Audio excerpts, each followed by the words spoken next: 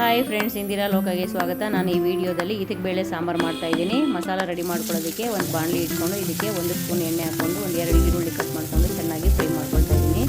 ಈ ಈರುಳ್ಳಿ ಚೆನ್ನಾಗಿ ಫ್ರೈ ಆದ ನಂತರ 1 ಕಪ್ ನೀರು ಹಾಕ್ಕೊಂಡು ಈ ನೀರು ಚೆನ್ನಾಗಿ ಬಾಯ್ಲ್ ಆದ ನಂತರ ಇದಕ್ಕೆ ಧನಿಯಾ ಪೌಡ್ರ್ ಹಾಕ್ಕೊಂಡು ಚೆನ್ನಾಗಿ ಮಿಕ್ಸ್ ಮಾಡ್ಕೊಳ್ಳೋಣ. ನಾನು 100 ಗ್ರಾಮ್ ಧನಿಯಾ ಪೌಡ್ರ್ ಹಾಕಿದ್ದೀನಿ. ರುಬ್ಕೊಳ್ಳೋದಕ್ಕೆ ಈ ಮಸಾಲೆಗೆ ಗರಂ ಮಸಾಲೆ, ಸೋಂಪು, ಚಕ್ಕೆ, ಏಲಕ್ಕಿ, ಲವಂಗ, ಸ್ವಲ್ಪ ಕಡಲೆಪಪ್ಪು, ಗಸಗಸೆ ಆ್ಯಡ್ ಮಾಡ್ಕೊಳ್ಳೋಣ. ಈಗ ಈ ಮಸಾಲೆನ ನೈಸಾಗಿ ರುಬ್ಕೊಳ್ಳೋಣ. ಇದಕ್ಕೆ ಸ್ವಲ್ಪ ಕೊಬ್ಬರಿನೂ ಸ್ವಲ್ಪ ಕೊತ್ತಂಬರಿ ಸೊಪ್ಪು ಹಾಕ್ಕೊಂಡು ಸ್ವಲ್ಪ ನೀರು ಹಾಕ್ಕೊಂಡು ನೈಸಾಗಿ ರುಬ್ಕೊಳ್ಳೋಣ ಸಾಕು. ಸಾಂಬಾರಿಗೆ ಖಾರದ ಪುಡಿ ಹಾಕೋದ್ರಿಂದ ನಾನು ಇಲ್ಲೆಲ್ಲೂ ತೋರಿಸಲಿಲ್ಲ. ನೋಡಿ, ಇಷ್ಟು ನೈಸಾಗಿ ರುಬ್ಕೊಂಡ್ರೆ ಸಾಕು.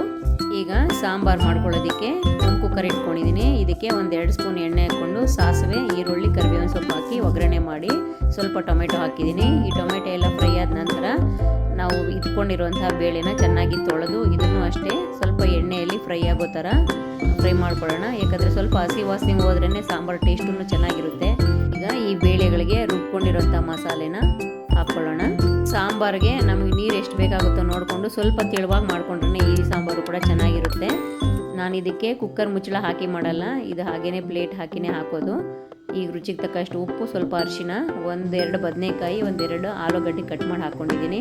ನೋಡಿ, ಈಗಾಗಲೇ ಸಾಂಬಾರು ಕುದಿ ಬರ್ತಾ ಇದೆ. ಈ ಸಾಂಬಾರು ಚೆನ್ನಾಗಿ 1-2 ಕುದಿ ಬಂದಮೇಲೆ ಇದಕ್ಕೆ ನಾನು ಚಿಲ್ಲಿ ಪೌಡ್ರ್ ಹಾಕ್ತಾಯಿದ್ದೀನಿ. ಯಾಕಂದರೆ ನಾನು ಅದನ್ನು ಈರುಳ್ಳಿ ಒಗ್ಗರಣೆ ಮಾಡಿದಾಗ ಒಣಮೆಣ್ಸಿನ್ಕಾಯಿ ಆಗಲಿ ಇಲ್ಲ ಹಣ್ಣುಮೆಣ್ಸಿನ್ಕಾಯಿ ಆಗಲಿ ಹಾಕ್ಕೋಬೋದು. ನಾನು ಖಾರದ ಪುಡಿ ಹಾಕೋದ್ರಿಂದ ಸ್ವಲ್ಪ ಕುದಿ ಬಂದಮೇಲೆ ಹಾಕಿದ್ರೆ ಚೆನ್ನಾಗಿರುತ್ತೆ ಅಂತೇಳಿ ನಾನು ಇವಾಗ ಆ್ಯಡ್ ಮಾಡಿದ್ದೀನಿ. ಇದಕ್ಕೆ ಬೇಳೆ ಸಾಂಬಾರು ಕುಕ್ಕರ್ ಮುಚ್ಚಳ ಹಾಕಿ ಮಾಡಿದ್ರೂ ಚೆನ್ನಾಗಿರುತ್ತೆ. ಬಟ್ ಏನಂದರೆ ಬೇಳೆಗಳೆಲ್ಲ ನುಣ್ಣಗಾಗ್ಬಿಡುತ್ತೆ, ಬೇಗ ಸಾಂಬಾರು ಸ್ವಲ್ಪ ಗಟ್ಟಿಯಾಗಿಬಿಡುತ್ತೆ. ಹಂಗಾಗಿ ನಾನು ಇದಕ್ಕೆ ಮುಚ್ಚಳ ಹಾಕಿ ಮಾಡಲ್ಲ. ಇದಕ್ಕೂ ಬೇಳೆ ಚೆನ್ನಾಗಿ ಹದವಾಗಿ ಬೆಂದಿದೆ. ಈಗ ಇದು ಸಾಂಬಾರು ರೆಡಿಯಾಗಿದೆ. ಇದಕ್ಕೆ ಬೇಕಂದರೆ ಸ್ವಲ್ಪ ಟೇಸ್ಟಿಗೆ ಕೊತ್ತಂಬರಿ ಸೊಪ್ಪು ಹಾಕೊಬೋದು. ಈಗ ಸಾಂಬಾರು ರೆಡಿಯಾಗಿದೆ. ನಾನು ಇದು ಕಾಂಬಿನೇಷನ್ ಇಡ್ಲಿ ಮಾಡಿದ್ದೀನಿ.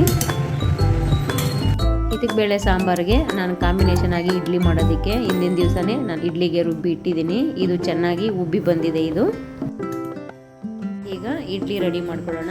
ನಾನೊಂದು ಕುಕ್ಕರ್ಗೆ ನೀರು ಹಾಕಿ ಅದು ಬಾಯ್ಲ್ ಆದ ನಂತರ ಪ್ಲೇಟ್ಗಳಿಗೆ ಹಿಟ್ಟನ್ನು ಹಾಕಿ ಕುಕ್ಕರಲ್ಲಿಟ್ಟು ಅದನ್ನು ಇಡ್ಲಿ ರೆಡಿ ಮಾಡ್ತಾಯಿದ್ದೀನಿ.